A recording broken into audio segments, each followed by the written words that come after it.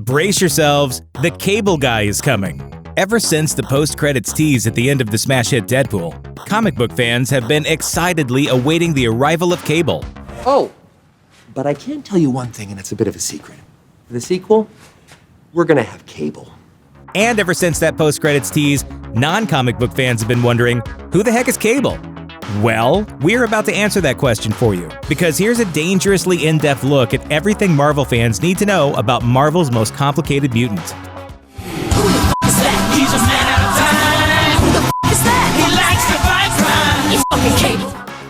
Convoluted history. If you thought X-Men Days of Future Past was confusing, grab a bottle of aspirin and lie down, because Cable's convoluted history makes that film look like child's play. Which is fitting, because Cable began messing up X-Men continuity from the moment he was born. See, Cable is actually Nathan Summers, the son of Scott Summers, aka Cyclops, and a lady named Madeline Pryor, who is actually an evil clone of Jean Grey. Cyclops and the real Jean Grey then raised Nathan for all of a hot minute before Apocalypse infected the baby with the technovirus, a disease that turns flesh into parasitic robotic circuitry. In order to save him, Cyclops and Jean gave him to a time-traveling prophet from the distant future named Mother Ascani, who was actually their daughter from an alternate universe. It was tragic, but then Scott and Jean sent their consciousnesses into the future as well, inhabiting host bodies in order to secretly raise their son in the future without his knowledge. So, yay? After he became an adult, Cable spent decades time-traveling around history, battling the forces of Apocalypse. As a grizzled old man, he finally returned to the time period of his birth and became leader of the New Mutants, turning them into a paramilitary mutant team called X-Force. Eventually, he revealed his purpose was to protect a Messiah baby who was supposed to save mutant kind. He adopted her, naming her Hope, and then did a bunch of time-travel-y things to protect her from other folks who wanted to get her. This is important, because clues in the Deadpool 2 trailer, like Cable's teddy bear, suggest that protecting Hope may be a major part of the plot for the film. Got all that? Good, because things are about to get even more confusing. Clones and doppelgangers.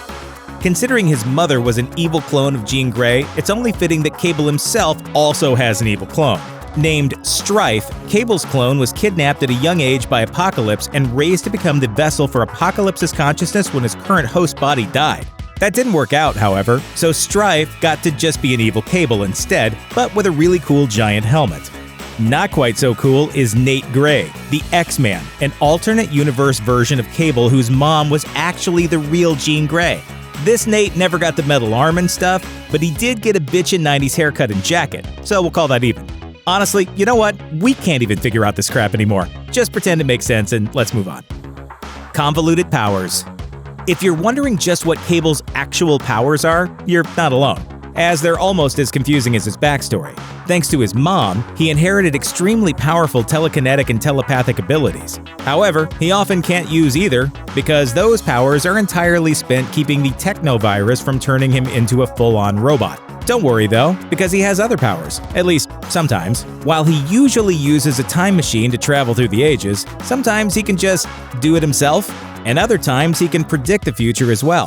His robot arm also gives him super strength, and he has a ton of super advanced guns from the future, which he loves shooting people with.